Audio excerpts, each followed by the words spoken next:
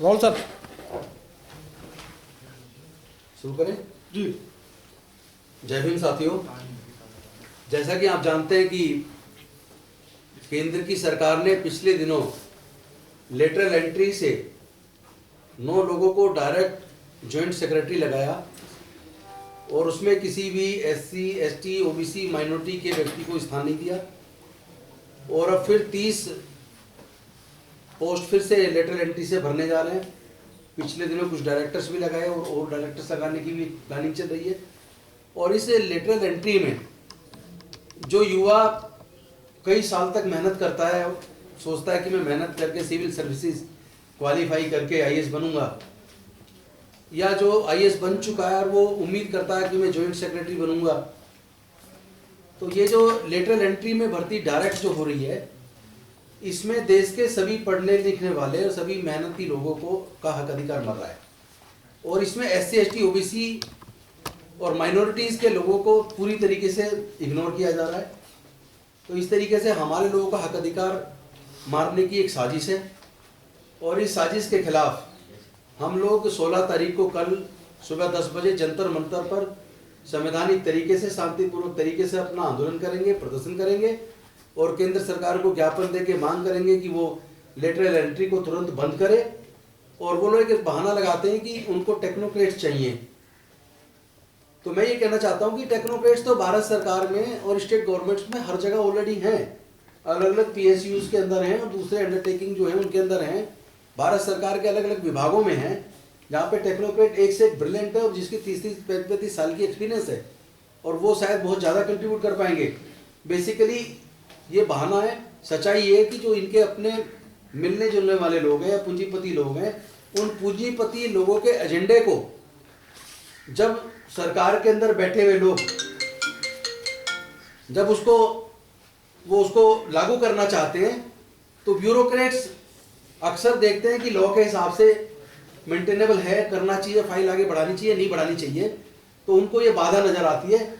इसलिए वो ऐसे जॉइंट सेक्रेटरी जो उनके अपने बंदे हों, उन बड़े बड़े पूंजीपतियों के अपने बंदों को यहाँ अलग अलग मंत्रालयों में फिट करना चाहते हैं ताकि उनके माध्यम से फाइल बनवा के वो अपने एजेंडे को सेट कर सकें। इरादा कुछ और है और इसका सीधा सीधा नुकसान देश का जो मेहनतकश समाज है, जो पिछड़ा समाज है, और अल्पसंख्यक समाज है, जो गरीब समाज है, उनका सबका हक अधिकार मारा जा रहा है। तो इसके खिलाफ पूरे समाज के लोग एकजुट होकर आज हमने तय किया है कि कल हम लोग इस पर प्रदर्शन करेंगे और मजबूती से अपनी बात को रखेंगे और केंद्र सरकार को हम प्रेशराइज करेंगे कि वो इसको तुरंत विड्रॉ करे। और दूसरी बात, जो इन्होंने प्राइवेटाइज किया, जो भारत सरकार के उपक्रमों को बेच रहे हैं, ये भारत सरकार के उपक्रमों को बेचना बंद करें। भारत में पहले लोग देखते थे कि जब बजट आता था तो लोग ये देखते थे कि भाई इनकम टैक्स की क्या वो बनाई गई है लिमिट, या ये देखते थे क्या सस्ता हुआ क्या महंगा हुआ। लेकिन इस बार अनफॉर्चुनेटली हम देख रहे हैं कि लगभग 2.25 लाख रुपया भारत सरकार के उपक्रमों को बेचकर कमाने का लक्ष्य इस केंद्र की सरकार ने रखा है, जो बहुत ही अनफॉर्चुनेट है। ऐसी सरकार देश को कभी नहीं मिली। ये सरकार पूरी तरीके से पूंजीपतियों की सरकार है। इसको देश के लोगों से कुछ लेना देना नहीं है, केवल अपने पूंजीपति मित्रों के काम को, उनके आइडिया को, उनके बिजनेस को प्रमोट करने की एक साजिश है। और मैं समझता हूँ देश के लोग इसको बर्दाश्त नहीं करेंगे और हम लोग इसके खिलाफ मजबूती से आंदोलन करेंगे। और साथ में हम लोग प्राइवेट सेक्टर में भी रिजर्वेशन की मांग करते हैं, क्योंकि भारत सरकार के बहुत सारे उपक्रमी ऑलरेडी बेच चुके हैं और जो बेचे गए वहाँ सब वो सारी वैकेंसी जो हमें मिला करती थी वो हमें मिलनी बंद हो गई है। तो एक तरीके से हमारे आगे बढ़ने के जो रास्ता डॉक्टर बाबा साहब अम्बेडकर जी ने पढ़ाई शिक्षा के माध्यम से और रिजर्वेशन के माध्यम से जो हमें दिया था, वो लगभग इन्होंने छीन लिया है। इसलिए हमें मजबूत होकर, एकजुट होकर इस लड़ाई को आगे बढ़ाना है और नॉन पॉलिटिकल, पूरी तरह सामाजिक तौर पर पूरा समाज एकजुट होकर इसके खिलाफ आंदोलन करेगा। और मैं चाहूँगा जो हमारे साथी बैठे डॉक्टर रतन लाल जी अपनी बात रखेंगे। शुक्रिया। जय भीम साथियों, कल मिशन जय भीम की ओर से कॉल है जंतर मंतर पर और हम लोग संविधान बचाओ संघर्ष समिति की ओर से हैं और कल के प्रोग्राम का पूरा समर्थन है और इसी सिलसिले में ये प्रेस कॉन्फ्रेंस हो रहा है। बेसिकली हम लोग लगातार इस सरकार के खिलाफ संघर्ष करते रहे, आज से नहीं कई वर्षों से लगातार। अगर रोहित बोमुला के समय से देखें तो लगातार हम लोग इनके खिलाफ, क्योंकि ये इनका जो दर्शन है, जो फिलॉसफी है, वो फिलॉसफी बेचू है, बेचेंगे ही बेचेंगे। तो अभी राजेंद्र पाल गौतम जी ने कहा कि प्राइवेट सेक्टर में रिजर्वेशन का एक सवाल है, लेकिन 7 मार्च को अनिल जैन साहब हैं, भारत बंद का भी कॉल है संविधान बचाओ संघर्ष समिति की ओर से। हम ये मान के चलते हैं कि लैटरल एंट्री का सवाल हो, किसानों का सवाल हो, प्राइवेटाइजेशन हो और तमाम ये जो घटनाएं घट रही हैं, चाहे सीए एनआरसी हो, एक ही दर्शन के विभिन्न पहलू हैं। तो इसलिए लगातार हम लोग किसानों को भी समर्थन कर रहे हैं और जो ये पूरा निजीकरण हो रहा है, सब कुछ बेचा जा रहा है, तो ये मुहिम अगर आगे बढ़ेगा तो हम लोग इस मूड में हैं कि जो बड़े बड़े उद्योग हैं, जो कंपनियां हैं, उसके राष्ट्रीयकरण का मसला जो है, ये मुद्दा समाज और देश के सामने आए, क्योंकि वो पैसा जो है उनका निजी पैसा नहीं है, समाज का ही पैसा है। और समाज, मेहनत कश किसान मजदूर, ये खून से कमाया हुआ पैसा है। और मोदी सरकार, ये भाजपा सरकार, ये तमाम सब चीज जो सार्वजनिक उपक्रम है उसको बेच कर और वे पूंजीपतियों को, अडानी अंबानी को जो है पूरा फायदा पहुंचा रही है। और किसान बिल देख लीजिए, तमाम तरह के घटनाक्रम देख लीजिए, एजुकेशन का प्राइवेटाइजेशन हो रहा है, सब कुछ हो रहा है। तो बेसिकली ये संविधान विरोधी सरकार है। इसकी आस्था, इसकी मान्यता, इसका कमिटमेंट सरकार के प्रति नहीं है। इसलिए ऐसी स्थिति में तमाम जो देश के जो सोचने समझने वाले, मेहनत कर मजदूर और तमाम जो बोलने वाले, लिखने पढ़ने वाले लोग हैं, इस सरकार के खिलाफ जो है आंदोलन करें। और कल जंतर मंतर पे है, 7 तारीख का प्रोग्राम देखते हैं। हम लोगों ने अपील की है तमाम सामाजिक और राजनीतिक संगठनों से कि आप अलग अलग करके मत देखिए। किसान भाई के साथ जो हो रहा है, कल SC/ST एक्ट में हुआ था, कल रोस्टर के सवाल पे हुआ था, CA NRC हो रहा है, तो इसको अलग अलग करके मत देखिए। एक ही फिलॉसफी का, एक ही दर्शन से आ रहा है और ये भाजपा की सरकार है। इसका दर्शन बंच ऑफ थॉट से आ रहा है, मनुस्मृति से आ रहा है। ये चंद पूंजीपति और चंद, पूरा सवर्ण नहीं, चंद सवर्णों की सरकार है, उसके हित में काम कर रही है। इसलिए डू और डाई का मसला है। अगर आज आप अपनी आवाज नहीं खोले, आज अगर प्रतिरोध नहीं किए, तो आने वाली नस्लें हमें कोसेंगी कि जब सब कुछ बेचा जा रहा था, जब संविधान की धज्जियां उड़ाई जा रही थी, जब फंडामेंटल राइट्स खत्म किए जा रहे थे, जब आरक्षण खत्म किए जा रहे थे। ईवीएम का भी मसला है, ईवीएम का भी मसला है। तमाम ये सारे एक ही जो दर्शन है, उसी का अंग है। ईवीएम का भी हम लोग विरोध कर रहे हैं, लगातार इसके खिलाफ हम लोग बोले हैं। और ये पॉलिटिकल पार्टी से भी अपील करते हैं कि पॉलिटिकल पार्टी सिर्फ आप वोट लेकर सरकार चलाने के लिए, सरकार किसके लिए? लोगों की सरकार, लोगों के लिए कि पूंजीपतियों के लिए? अब आकर खुलकर बोलिए, चाहे ईवीएम का मसला हो, निजीकरण का मसला हो। अगर आप नहीं बोलेंगे तो यहां अगर समाज नहीं बचेगा तो राजनीतिक दल भी नहीं बचेगा। यह विंडिक्टिव सरकार है। इसी सरकार में बड़े बड़े घोटाले हुए, बैंक के पैसे लेके भाग गए, विदेश में जाके खीरा चोरी के आरोप में जेल में लोग बंद है, हीरा चोरी करके सब विदेश में ऐश कर रहा है। तो इसलिए अब समाज को जगना पड़ेगा। और मैं एक लाइन कह के मैं अपनी बात खत्म करता हूं कि लोहिया कहते थे, और डॉक्टर अंबेडकर को पढ़िए। और आजकल नेता लोग सिर्फ ट्वीट कर रहे हैं, ट्वीट करिए, बहुत अच्छी बात है, लेकिन ट्वीट करने से लोकशाही नहीं बचेगी, आपको सड़क पर उतरना पड़ेगा। लोहिया कहा करते थे कि जब सड़कें सुनसान हो जाएंगी तो संसद आवारा हो जाएगा।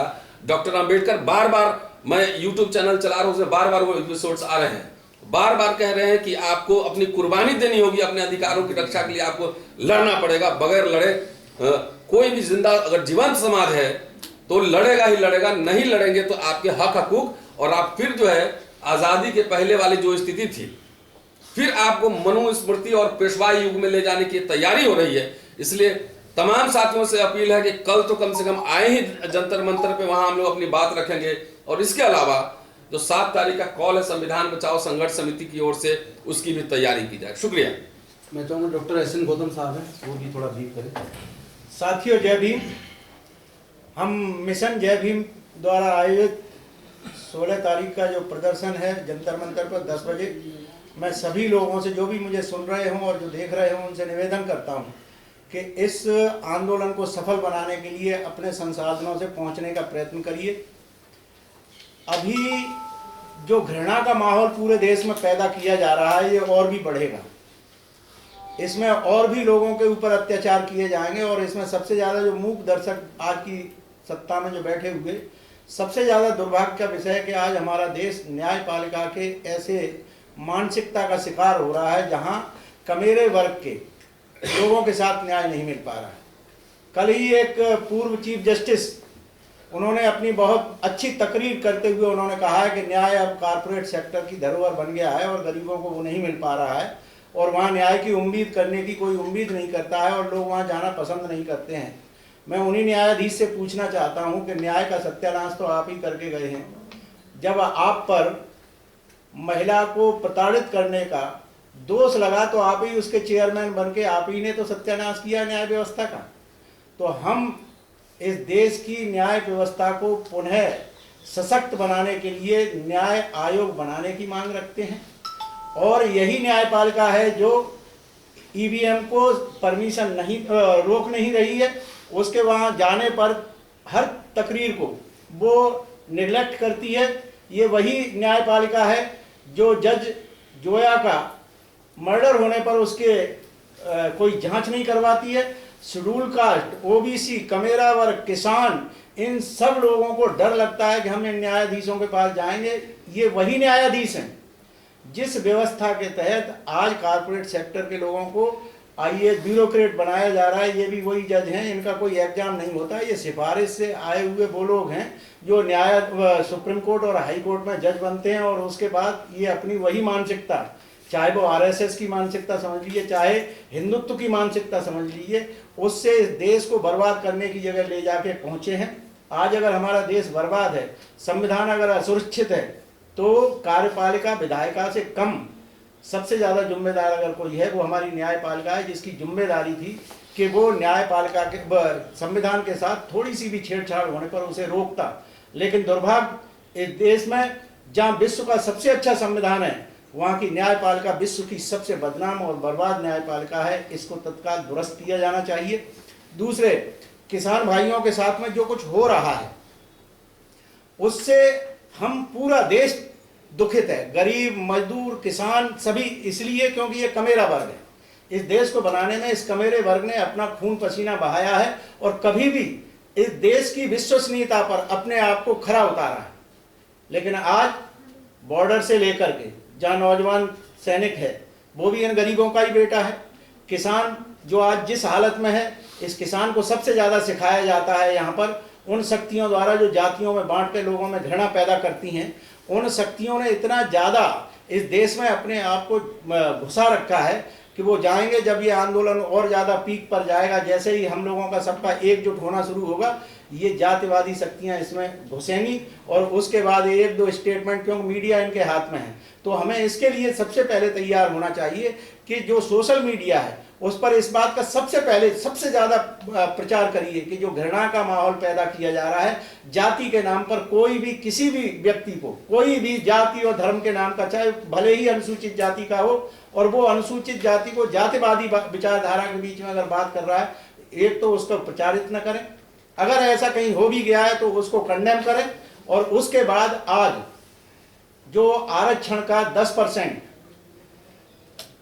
जो इकोनॉमिकल बैकवर्ड वो जनरल क्लास को दिया जाता था, आप उसमें उठा के देख लीजिए, उसमें भी छलावा है। छलावा किस बात का है? या तो उसमें ब्राह्मण आता है जो सबसे ज्यादा जातिवाद फैला करके कंडेम करता है एक दूसरे को, या फिर उसके बाद बनिया आता है। जो क्षत्रिय वर्ग है वो अभी भी शिक्षा के क्षेत्र में हमारी तरह ही पिछड़ा हुआ है, तो वो उस स्थिति में लड़ाई में नहीं आ रहा है, लेकिन एक ग्रुप बना दिया गया है जाति के नाम पर समाज को बांटने के लिए कि ठाकुर, बामन, बनिया तीनों अपने इकट्ठे हो जाओ और गरीबों के ऊपर शोषण करो। ये गलत भावना है। आज गांव में ब्राह्मण, क्षत्रिय और वैश्य अगर वो गांव में रहते हैं, उनके बच्चे भी नहीं पढ़ पा रहे हैं, शिक्षा उनके लिए भी वही हो जाएगी दूषित। और जो लोग रिजर्वेशन को ये मान के चलते हैं कि रिजर्वेशन सिर्फ शेड्यूल कास्ट और शेड्यूल ट्राइब और ओबीसी और माइनॉरिटी के लिए है, ये गलत बात है। आज की तारीख में रिजर्वेशन सबसे ज्यादा जो मिल रहा है वो जनरल क्लास के लोगों को मिल रहा है। इन लोगों को तो सबको दबा दिया गया है। और उस जनरल क्लास में, ये बात मैं बड़े ही ईमानदारी के साथ कह रहा हूँ कि घृणा का माहौल पैदा करके ब्राह्मण और बनिया के सिवा और किसी को भी ये आरक्षण का फायदा ज्यादा नहीं मिल पा रहा है। इसीलिए एक तो जातिगत हमारी जनगणना होनी चाहिए। ये इस समय होने वाला समय है कि इसमें जातिगत जनगणना हो, जिससे मालूम पड़े कि ओबीसी के कितने लोग हैं। और शिक्षा पर सबसे ज्यादा दबाव हमें देना चाहिए कि शिक्षा का जो बजट है, शिक्षा का जो तरीका है, गरीब को बिल्कुल उससे दूर कर दिया गया है। और यही जो चाल है यही फैलाता है। सदियों से अगर हम गुलाम रहे, हम इस ब्राह्मणवादी मानसिकता से नहीं, हम ब्राह्मण के कारण गुलाम रहे हैं। और आज भी ब्राह्मण कहीं भी आप चले जाइए, वो अपनी जातिवादी मानसिकता से अलग नहीं है। और उसकी जातिवादी मानसिकता के अलग न होने से समाज में घृणा फैलती है, हमारा देश कमजोर पड़ता है। और आज जब हम देखते हैं कि किसी भी गरीब के ऊपर शोषण हो रहा है तो फटाक से जाकर के वो एक आवाज दे देता है, ये कौन जात का आदमी, किस जाति के व्यक्ति को पीट रहे हो, किस धर्म के व्यक्ति को पीट रहे हो। ये जो फैलाने वाली शक्ति है, इसके मुंह को कुचलना भी पड़ेगा, इसको दबाना भी पड़ेगा। अगर वो स्वयं स्वीकार कर लेता है और इसमें सुधार करता है तो ठीक, वरना आने वाले समय में हम कमेरे वर्ग को, श्रमिक वर्ग को, जिसमें किसान है, मजदूर है, इन सबको एकजुट होकर के, जाति को छोड़ करके व्यक्ति के विचार के ऊपर हम इस आंदोलन को आगे बढ़ाएंगे। और मैं आप लोगों से पुनः निवेदन करता हूं, ये आवाज हमारी है, दबाई जा सकती है, लेकिन अगर जनता इसके लिए जागरूक नहीं हुई, हमें राकेश टिकैत के उस आंसुओं को ध्यान रखना चाहिए। जिस तरह से बिलख के एक मजदूर का बेटा, किसान का बेटा बिलख के जब अपने आंसुओं को निकालता है, हम सदियों से प्रताड़ित इस अनुसूचित जाति, जनजाति, पिछड़े वर्ग के गरीब लोग पिसते चले आ रहे हैं। कब तक? हमारे आंसू तो सूख चुके हैं और इन आंसुओं को पुनः अगर शक्ति आपने देना है तो आइए, अपने साधन से, तन से, मन से, धन से इस सरकार को उखाड़ के फेंकने के लिए तैयार हुई और किसानों के अधिकारों के साथ में, किसान के अधिकार सिर्फ किसान के नहीं है, उसके साथ जुड़े हुए मजदूर के हैं, गांव में बैठे हर उस व्यक्ति से हैं जो खेती के ऊपर निर्भर है। धन्यवाद साथियों, मैं पुनः आपका आह्वान करता हूं आप लोगों से कि आप कल के इस प्रदर्शन को, 16 तारीख के 10 बजे के प्रदर्शन को जंतर मंतर पर और भी ज्यादा सशक्त तौर पर प्रदर्शन में शामिल होने के लिए आइए, आपसे निवेदन है। जय भीम। डॉक्टर जय हिंद। धन्यवाद गौतम जी। संविधान बचाओ संघर्ष समिति की तरफ से प्रोफेसर रतनलाल जी ने ऑलरेडी बता दिया कि कल जो होने वाला मिशन जय भीम का जो प्रदर्शन है इलेक्टोरल एंट्री के खिलाफ, हम उसको पूरा समर्थन करते हैं। और मैं गौतम जी को बधाई देना चाहूँगा कि इस चीज़ की खुशबुसाहट सभी लोगों के, जितने भी हमारे जागरूक साथी हैं, उनके मन में चल रही है। सोशल मीडिया पे भी हमने लिखना शुरू कर दिया, लेकिन सड़क पे निकल करके कोई अभी तक प्रदर्शन ऐसा नहीं हुआ जिससे सरकार के कान खड़े हों। और जैसे रतनलाल जी अक्सर कहते हैं कि लोहिया जी की जो कोटेशन कहते हैं कि जब सड़कें सुनसान हो जाती हैं तो संसद आवारा हो जाती है।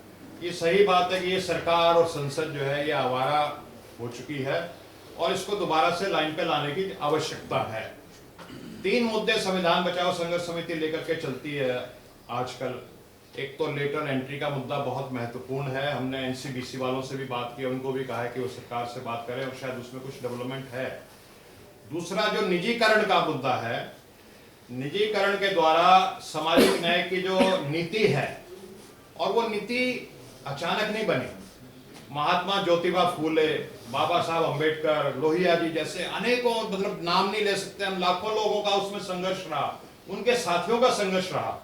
जैसे आज गौतम जी संघर्ष कर रहे हैं, इनके साथ सैकड़ों हजारों साथी हैं। पता नहीं कितने लोगों की कुर्बानी के बाद जो मार्जिनलाइजेशन, जो हमारा एक भारत का जो एक बड़ा समाज का हिस्सा हाशिए पे जिसको धकेल दिया गया, जो शोषणकारी जाति व्यवस्था थी उसके द्वारा, उसको करेक्ट करने के लिए, उसका इलाज करने के लिए संविधान बना और संविधान में समता की, सामाजिक न्याय की बात की गई। तो इतने लाखों करोड़ों कुर्बानियों के बाद और हजारों वर्षों के जुर्म सहने के बाद हमें एक ऐसा संविधान मिला जिसमें हमें थोड़ा न्याय मिलने की उम्मीद जगी। लेकिन एक अंग्रेजी में फ्रेज है कि डेथ बाय द 1000 कट। तो ये जो हुकूमत में जो लोग इस समय आ चुके हैं और जो अपनी चला रहे हैं, जो पुनः मनोवादी व्यवस्था लागू करना चाहते हैं, वो ये चाहते हैं कि सामाजिक न्याय के सिद्धांत का हम हत्या कर दें, और हत्या कर रहे हैं।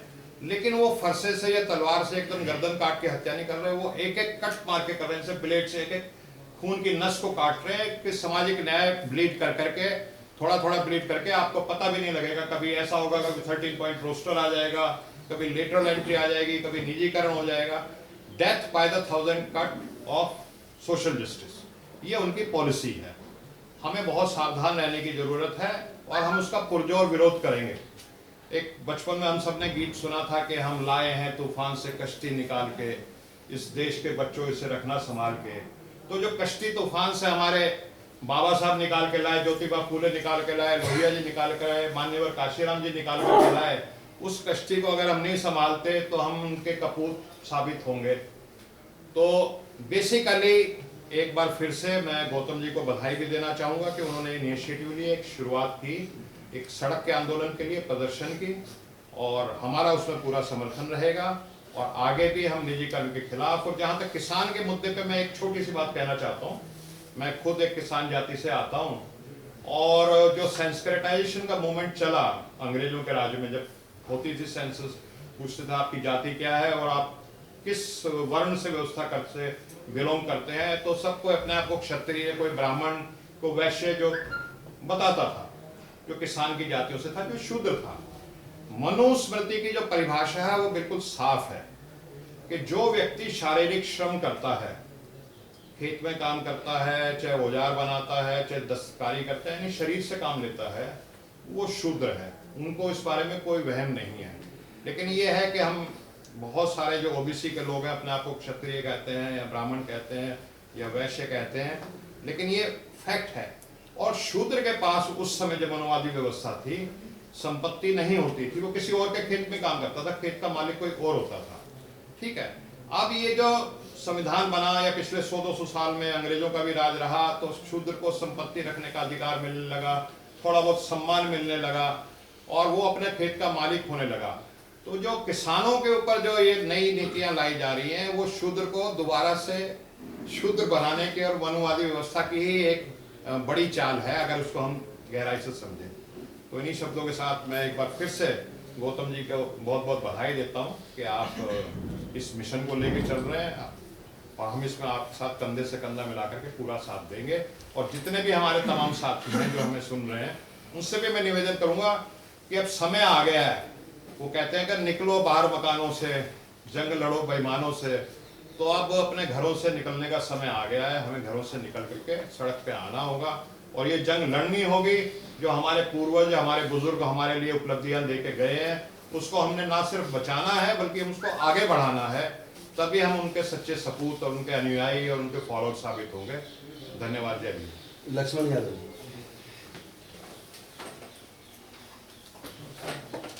बहुत शुक्रिया। जय भीम। आज इस प्रेस कॉन्फ्रेंस में जब हम लोग यहाँ इकट्ठा हुए हैं, इसकी योजना ये है कि आगामी 16 फरवरी यानी आने वाले कल एक बड़ा प्रदर्शन रखा गया है जंतर मंतर पर। और वो प्रदर्शन इस सवाल पर है, एक बृहत्तर सवाल पर है कि यह देश किसका है, किसके लिए इस देश में सरकारें चल रही हैं और नीतियां किनके लिए बनाई जा रही हैं। और उनमें से 3 मुद्दे जो चुने गए हैं, उसमें सबसे पहला मुद्दा लेटरल एंट्री का है, और जिसके बारे में विस्तार से हमारे पूर्व के वक्ताओं ने बताया कि पहले तो यह देश कौन चलाएगा, इसका मौका आपसे छीना गया। जिस शूद्र तबके की बात अभी अनिल जी कह रहे थे, शारीरिक श्रम करने वाले लोगों को, उनको इस देश को चलाने के तमाम सत्ता प्रतिष्ठान जो बनाए गए, उनसे बाहर रखा गया। और थोड़े से लोग इस देश में नीतियां बनाते थे, नियम कानून बनाते थे, और उससे वो इस पूरे देश और समाज को चला रहे होते थे।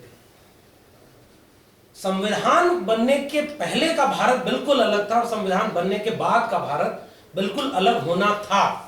जिसे डॉक्टर अम्बेडकर ने कहा कि अगर इसे लागू करने वाले लोग न्यायप्रिय न रहे तो यह संविधान कागजों का पुलिंदा मात्र रह जाएगा। 70 साल बाद हम उस दौर में हैं और उस भूमिका में हैं जहां फूले अंबेडकर पेरियार की विरासत की वजह से हम इस भूमिका तक पहुंचे। इसलिए हमारी जिम्मेदारी है कि अगर हम कहीं प्रोफेसर बन के बैठे हैं, वकील हैं, जज हैं, सामाजिक कार्यकर्ता हैं या अलग अलग राजनीतिक या सामाजिक भूमिकाओं को निभा रहे हैं, तो हमारी जिम्मेदारी है कि हम मूल्यांकन करें कि 70 साल बाद क्या वाकई वो संविधान कागज का पुलिंदा मात्र बचा है, या उन लोगों को भी इस समाज को चलाने में भूमिका मिलेगी जिनको संविधान के पहले सायास बाहर रखा गया। तो उसमें एक मुद्दा सामने आ रहा है, वो लिटरल एंट्री का है। हम लोग बचपन में सुनते थे कि देश कौन चलाता है, पीएम, सीएम और डीएम, यानी पीएम और सीएम राजनीतिक पद हैं और डीएम वो ब्यूरोक्रेसी है जो नेता को यह समझाने और बताने का काम करती है कि दस्तावेज कैसे बनेंगे, देश कैसे चलेगा। दर्शन नेता देता है और बाकी काम ब्यूरोक्रेसी करती है। वो ब्यूरोक्रेसी जिसमें मांग ये हो रही थी कि पहले रिजर्वेशन लागू किया गया बहुत देर में, और रिजर्वेशन लागू करने के बाद भी देखा गया कि जो सबसे ऊपर वाले पद हैं कैबिनेट सेक्रेटरी रैंक के, वहां तक लोग नहीं पहुंच पा रहे क्योंकि प्रमोशन नहीं हो पा रहा था। वो आंतरिक मामला। कहां तो लड़ाई उस बात पर खड़ी करनी थी कि 70 साल बाद एक कैबिनेट बनता है नरेंद्र मोदी सरकार का, जिसमें 3 दर्जन से 4 दर्जन कैबिनेट सेक्रेटरी बनाए जाते हैं, जिसमें रिजर्व कैटेगरी के लोग लगभग नगण्य हैं। तो सवाल वहां जाना था कि कैबिनेट सेक्रेटरी कितने लोग हैं। अब यह हो गया कि उसे सिंगल पोस्ट बना करके लिटरल एंट्री के जरिए रिजर्वेशन को ही खत्म कर दिया गया। इसके साथ दूसरा सवाल जुड़ा प्राइवेटाइजेशन का, और प्राइवेटाइजेशन का 3 दशक का जो नियो लिबरल पॉलिसीज आई, नव उदारवादी नीतियां आई, जिनके पीछे, और वो देखना ये होगा कि वो उसी समय ये सारी आर्थिक नीतियां लागू हो रही हैं जिस समय इस देश का बहुजन सामाजिक और सांस्कृतिक भूमिका से आगे बढ़ करके राजनीतिक दावेदारी शुरू कर रहा था। वही 90 का दशक है और उसी समय प्राइवेटाइजेशन सामने आता है। तो ये पैरेलल एक नीति है। एक तरफ मंदिर बनाने की लड़ाई होने शुरू होगी, उसी समय मंदिर के लिए आंदोलन शुरू हुआ, और उसी समय सोशल जस्टिस की तमाम आवाजें मजबूत हो रही थी और नई आर्थिक नीतियां लागू हो रही थी। और अब हम जो 3 दशक बाद इन नई आर्थिक नीतियों से वहां पहुंचे हैं जहां पूरी तरह से पब्लिक सेक्टर, एक कल्याणकारी राज्य की अवधारणा ये कहती है कि जहां सब सामाजिक और आर्थिक विषमता ज्यादा हो, वहां राज्य अपनी भूमिका आगे बढ़ाता है कि जिसकी जेब में पैसा न हो उसे भी अच्छी शिक्षा, अच्छा रोजगार और अच्छी दवाई मिले। लेकिन प्राइवेटाइजेशन की वजह से अब तय हो जाएगा कि आपकी जेब में कितना पैसा है, इससे आपको शिक्षा मिलेगी, दवाई मिलेगी या कुछ मिलेगा या नहीं। तो दूसरा मुद्दा प्राइवेटाइजेशन का है। Privatisation basically anti reservation, anti social justice और बड़े अर्थों में कहें तो एंटी कॉन्स्टिट्यूशन है।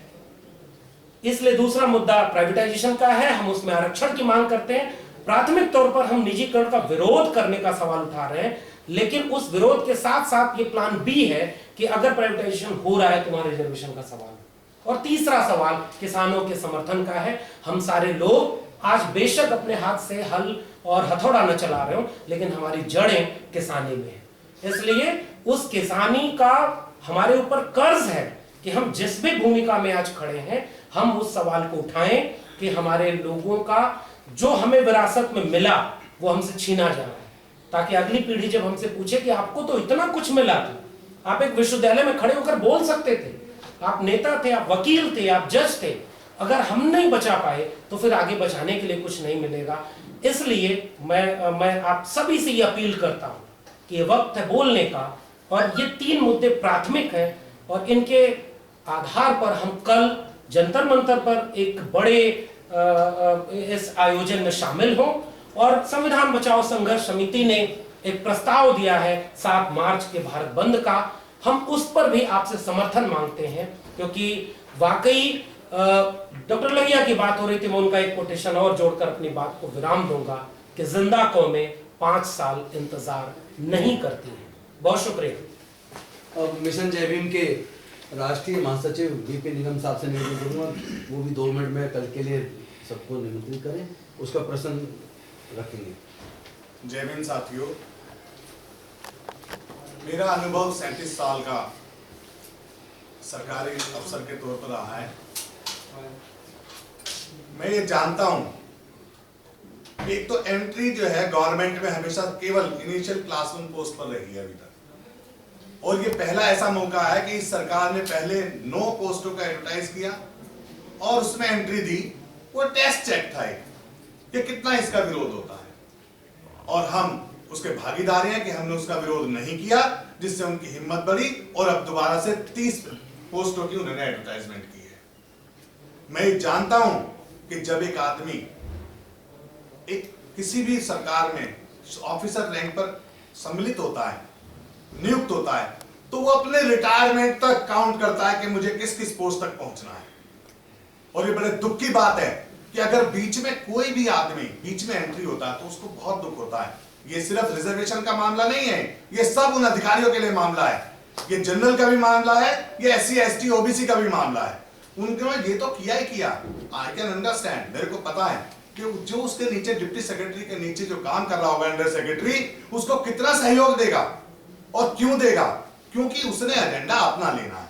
गवर्नमेंट में किसी प्रोजेक्ट को मैच्योर करने के लिए अगर आपको कोई स्पेशलिस्ट चाहिए तो उसके लिए कंसल्टेंट अपॉइंट होते हैं, वो किसी प्रोजेक्ट के लिए होते हैं। अगर मान लीजिए हमें सिग्नेचर ब्रिज को बनाना है तो उसके लिए उस प्रोजेक्ट कॉस्ट में ही कंसल्टेंट की पोस्ट होती है, उसको हम पैसा देते हैं उस पोस्ट के लिए, उस प्रोजेक्ट के लिए, लेकिन अपॉइंटमेंट परमानेंटली कभी नहीं करते, सैलरी पर नहीं करते।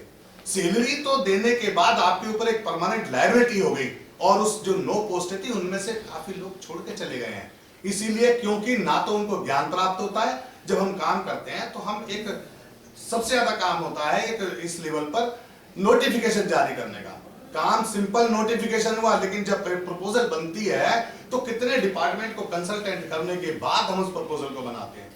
उसमें इतने डिपार्टमेंट का उनको ज्ञान भी प्राप्त नहीं होगा जो एंट्री कर रहे हैं, इसीलिए वो लोग सक्सेसफुल भी नहीं होंगे। लेकिन ये सबके लिए काम है और मिशन जय भीम सबके लिए काम कर रहा है। इसमें सबसे ज्यादा दुखी SC ST OBC है। वो एक हिडन एजेंडा किसी टाइम में था, अब वो क्लियर एजेंडा है कि रिजर्वेशन खत्म करना है।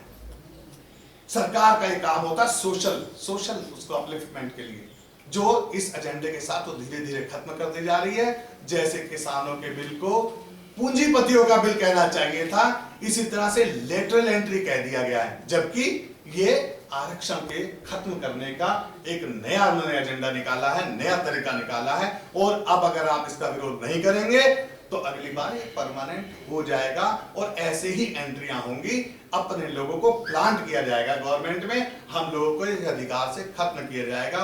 मैं आप सबसे अपील करता हूं, ना केवल SC ST OBC को, सबसे अपील करता हूं, जो सरकार में अधिकारी हैं उनसे अपील करता हूं कि वो लोग इसके लिए आगे आए, हमारा साथ दें और सरकार को बताएं कि ये एजेंडा किस तरह से गलत है और किस तरह से आप हम उनके अधिकारों को छीन रहे हैं। मैं आप सबसे अपील करता हूं, संविधान बचाओ संघर्ष समिति के अधिकारियों से अपील करता हूं कि इसको अधिक से अधिक प्रचार प्रसार करें, कल हमारे साथ इस प्रदर्शन में शामिल हो। जय भीम, नमो। एक एक करके एक एक क्वेश्चन पूछ सकते हैं। सर, मैं पहला क्वेश्चन आप लोगों से करना चाहता हूं। मेरे पास कुछ आंकड़े हैं। हमारे देश के 131 सांसद जो रिजर्व कोटे से आते हैं और पिछले 70 सालों से SC ST OBC माइनॉरिटीज पे जुल्म होता है, नाइंसाफी होती है और ये सदन में चुप रहते हैं। आज हमने जो आंकड़े निकाले हैं, 147 सांसद ने अपने नामांकन फॉर्म में संसद के लोकसभा चुनाव में ये लिखा हुआ है कि हमारा आय का साधन खेती बाड़ी है। पिछले 80 दिनों से किसान आपके बॉर्डर पर बैठे हैं और ये 147 सांसद और ये 131 सांसद सदन में चुप क्यों रहते हैं? ये लड़ाई केवल सड़क पे ही होगी या सदन में भी होगी? इसका जवाब कल एक मीटिंग हुई थी, ये सवाल हमने उठाया था और एक शब्दों में कहें तो तनखैया लोग हैं और ये अभी की बात नहीं। जब डॉक्टर अंबेडकर थे उस जमाने में भी लोग नहीं बोलते थे, क्योंकि खास तौर से पॉलिटिकल पार्टीज SC ST जो रिजर्व सीट होते हैं वैसे लोग को चुनकर लाते हैं, पहले रीढ़ उसका चेक कर लेते हैं इंजेक्शन लगा के, इसमें रीढ़ तो नहीं है, कहीं बोल तो नहीं देगा, तो वैसे लोगों को चेक करके लाते हैं कि आप आओ संसद में बैठो, समाज के नाम पर आओ, लेकिन काम हमारा करो। समझ रहे हैं? उनको मैं जानता हूँ बहुत नेताओं, वो हर समय अगले बार मुझे टिकट मिलेगा कि नहीं मिलेगा इसका चिंता रहता, तो मालिक का गुलामी नहीं करेगा तो और क्या करेगा। अभी आपने देखा बिहार में एक मंत्री महोदय गए थे तो उनको अटेंडेंट वहां पे वेलकम किया, वहां पे प्रिंसिपल सेक्रेटरी नहीं था। तो ये मान के चलिए, देखिए जिसका समाज जिंदा होता है ना उसकी राजनीति भी जीवित होगी। ये मान के चलिए वो नहीं बोलेंगे, हमें समाज से अपील करना है, जिन बोलेंगे तो उनका स्वागत है। हम नेताओं से बात करने जाते हैं कि भाई चाहे रोस्टर का सवाल रहा तब भी बात करने गए, चाहे SC ST एक्ट वाला सवाल था तब भी बात करने गए, जिसमें हिम्मत है, जिसमें जमीन जगह है। अब राजेंद्र पाल गौतम जी भी तो दिल्ली सरकार में मिनिस्टर भी हैं, विधायक हर प्रोग्राम में रहते हैं, बोलते हैं कि होगा, मंत्रालय रहे न रहे, विधायकी रहे न रहे, लेकिन चेहरा भी तो दिखाना है। तो अभी ऐसे ऐसे लोगों का भी जमीर मरा हुआ है, वो लोग तनखैया हैं, मालिक की गुलामी कर रहे हैं, उन्हीं के हाथ से। अब कहिए आप तो राष्ट्रपति ही दलित है और प्रधानमंत्री ही पिछड़ा है, तो ये लोग यही होता है पूरा लीला, इसको हम बोलते हैं, ये जन्म लीला है। आप ही से आपका डेथ वारंट लिखवाएगा, आप ही से लिखवाएगा डेथ वारंट। पिछड़ा प्रधानमंत्री कह रहे हैं, राष्ट्रपति दलित है, सोशल जस्टिस मिनिस्टर दलित हैं, तमाम लोग हैं, जो एग्रीकल्चर मिनिस्टर हैं वो किसान समुदाय के हैं। तो इस लीला को समझना है, ये लोग नहीं समझेंगे तो हम लोग चुप थोड़ी बैठेंगे। आवाजें हमें उठानी है, लोगों के पास जाना है, समाज को जिंदा करना है, समाज को एक्टिवेट करना है। अगर ये नेता नहीं सुधरेंगे तो ये देखिए ऐसा है, वैकेंसी कभी खाली नहीं रहता, नहीं सुधरेगा, नहीं बोलेगा, हम लोग समाज में काम करते हैं, बौखलाहट है, तो वो पूरा कोई ना कोई विकल्प पेश कर देगा। नेता तो आंदोलन, टिकट देने से नेता, ये लोग टिकट वाले नेता है, आंदोलन से नेतृत्व पैदा होता है। आज न कल सामाजिक विकल्प खड़ा कर देगा, इन लोगों की दुकानदारी बंद कर दी जाएगी। तो ये सवाल है, उनसे अपील है, अगर नहीं बोलेंगे, अगर मालिक की नौकरी करनी है तो आइए फिर देखते हैं, हम लोग बात करते हैं। और कोई किसी का कोई सवाल? सर, जख्म पे जख्म दिए जा रहे हैं और उसको सहन करने की मुझे लगता है पूरे भारतवर्ष की आदत पड़ गई है। तो इन जख्मों को कैसे खत्म किया जाएगा? सभी लोग मंच पे आके कहते हैं एक हो जाओ, एक हो जाओ। जो हमारे जो एससी वर्ग के लोग हैं वही एक नहीं हो रहे हैं, जो नेता है वो एक नहीं हो रहे हैं।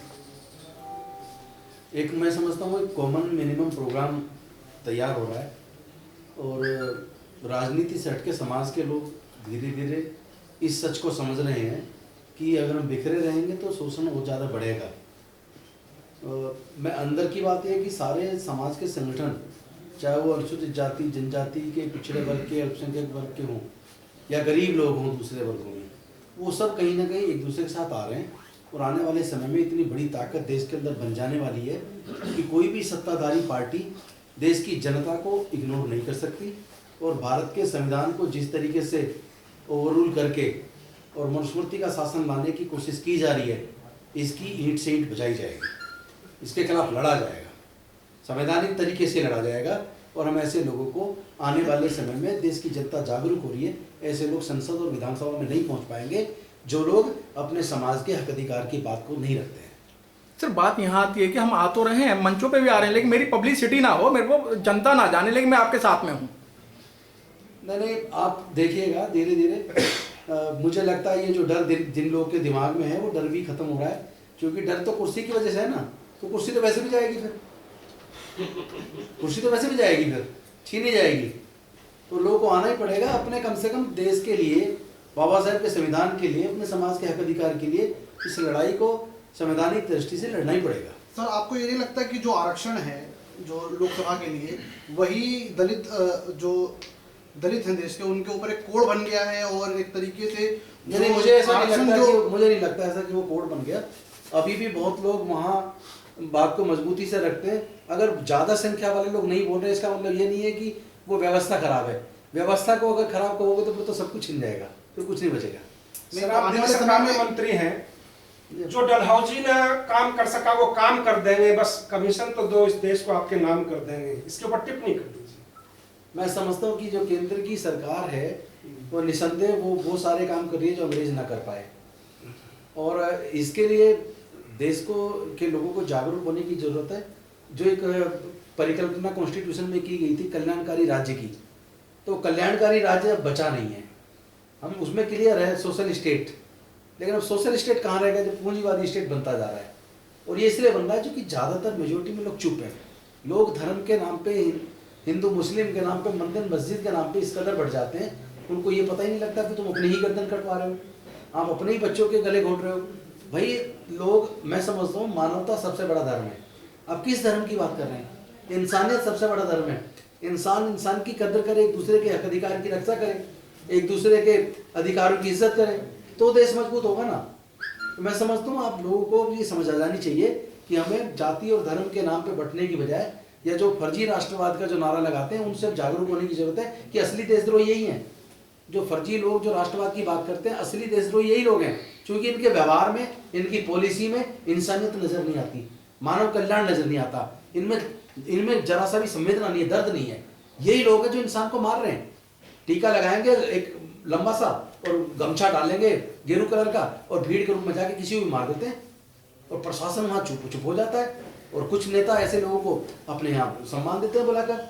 इस वजह से देश बर्बाद हो रहा है। मैं समझता हूँ ऐसे लोगों से जागरूक होने की जरूरत है और सब लोगों को अगर सब एकजुट होंगे, सब अपने हक अधिकार को समझेंगे तो मैं समझता हूँ जरूर हम भारत को बचा पाएंगे, भारत के संविधान को बचा पाएंगे और मरती हुई संवेदनाओं को हम जिंदा रख पाएंगे। सर मैं माफी चाहता हूँ, मैं दे रहा हूँ, कल का शेड्यूल बता दीजिए। जो कल सुबह 10 बजे जंतर मंतर पर सब लोग समाज के इकट्ठे हो रहे हैं इस लेटरल एंट्री के खिलाफ। इस जो प्राइवेटाइजेशन जिस तरह बढ़ रहा है, जो सरकारी संस्थान बेचे जा रहे हैं, उसके खिलाफ पूरे समाज के लोग इकट्ठे हो रहे हैं। 16 फरवरी 2021 को सुबह 10 बजे जंतर मंतर। सर एक बार रिपीट कर दीजिए सर। 16 फरवरी सुबह 10 बजे जंतर मंतर पर। सर एक बार यहाँ पर देख के भी एक बार ये चीज बोल दीजिए।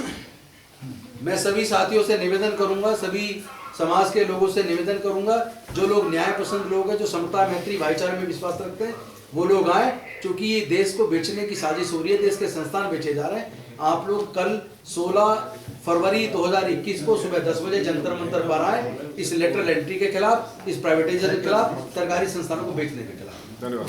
शुक्रिया। Thank you very much.